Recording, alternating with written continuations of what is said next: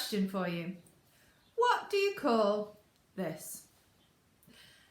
Now, when I first came to Barnsley and the communion steward said to me, Claire, we're going to have a tea cake for communion, don't worry about it, I was incredibly worried. This, to me, is not a tea cake. This, to me, is a tea cake full of fruit. And I was wondering how and why we were doing communion with a bread that had got fruit in it instead of a bread roll. And that's because of a language difference. We all come from the same country, and yet we don't always use the same words. To me, this is a bap or a bread roll. To many of you here in Barnsley in South Yorkshire, it's a tea cake, possibly a bread cake if it's a bit bigger. In other parts of the country, it's a cob or a bun or a roll. And if we don't all know what word we're using, it can be really confusing. For example, when I did Kids Club at New Hope a few months ago, Sheila said, "Oh, we're going to make buns." Now I was thinking, why are we making something a bit like this with icing on? A sweet bread, obviously not normal bread, when we're working with the children. But Sheila didn't mean that. Sheila meant one of these. This is what Sheila meant when she said bun. Now I wouldn't call this a bun, I would call this a cupcake. And again, it shows the difference in language that we use in different areas of the world and even in different parts of this country. Another one that I already knew about really was the oat cake. In most of the country, if you ask for an oat cake, you want something that's a little bit like this. Now this isn't actually an oat cake because with the lockdown didn't have any in the shop. This is actually a rice cake. But when you say an oat cake, you mean something that looks a little bit like this, made of oats. However, if you were to come to where I'm from, Stoke-on-Trent or Staffordshire, an oat cake would be something like this. At least this big, if not bigger, often served warm with bacon or cheese and rolled up and eaten with a knife and fork, or if you're feeling a little bit uncouth, with your fingers. It depends what's in it for me, I'll be honest. And that's all to do with language. We all use language and we all use jargon, words that we are used to from where we live. So for here, a bread cake and a tea cake is this. But in other parts of the world, the jargon for this is very different. Before I was a minister, I should say, I was a primary school teacher. And as a primary school teacher, I also used lots of jargon. Every day I would use words like learning objectives, asking the HLTA to do some work for the display board, worrying about Ofsted coming for an inspection, and teaching the children so that they may pass their SATs. For those of you who are not in education, that might not mean a great deal. And I also had other jargon from when I was with the children. So if I was in a maths lesson, I might use words such as differential equations, finding the lowest common denominator.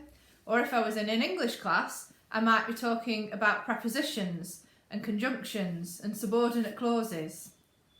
And also, as a Senko, I had another set of jargon just for me, which to do with children with special educational needs. So we had things such as SPLUD, ASD, ADHD, IEPs and EHC plans, all things that meant something to me and the people I was talking to, but didn't really mean a great deal to anybody else. You're probably wondering why I'm telling you all of this. I think church uses a lot of jargon too, and we are very good at religious jargon.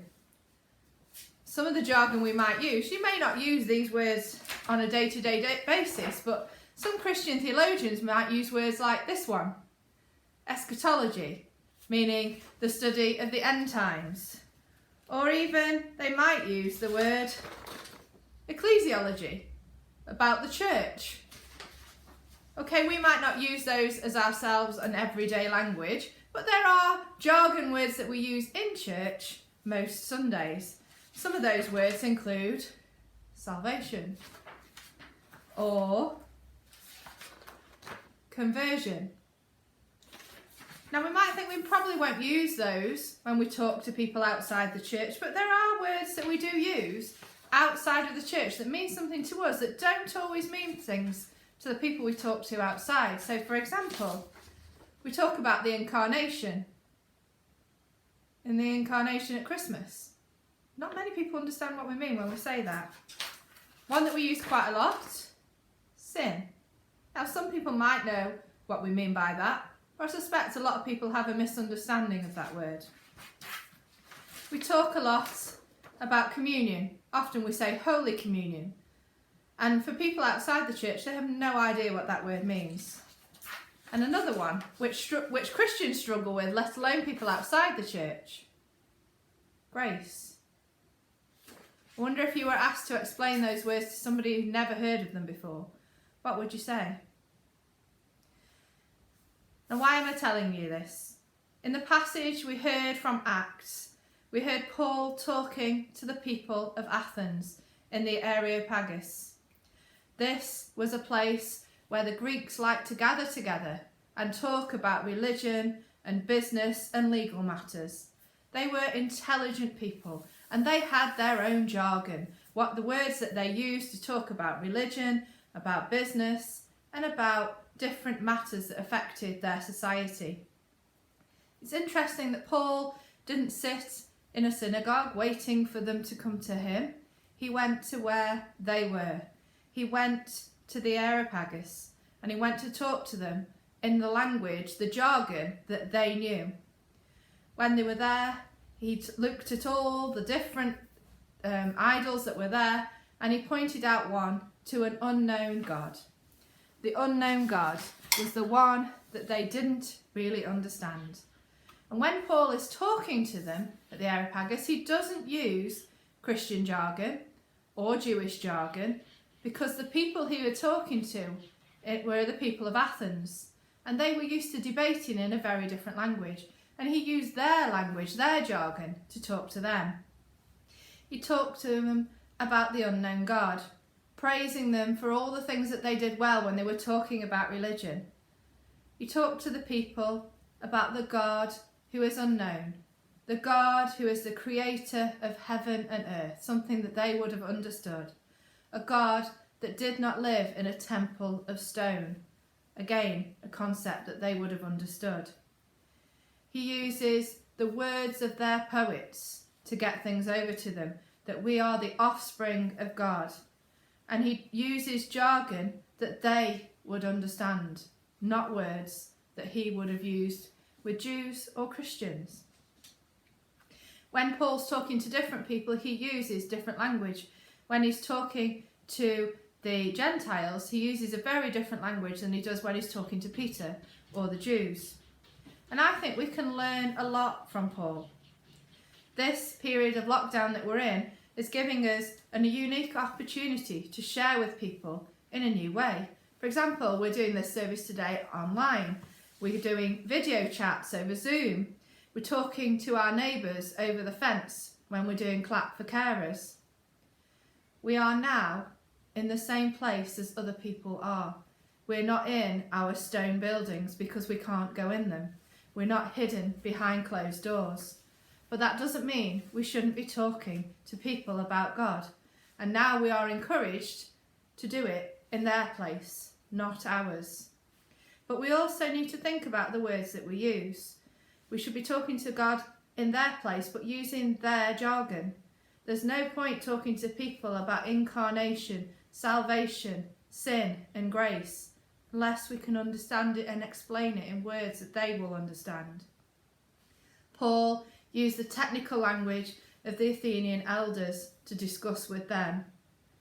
What language do we use when we talk to our neighbours? Now I understand that it's quite daunting to go and talk to your neighbours about God.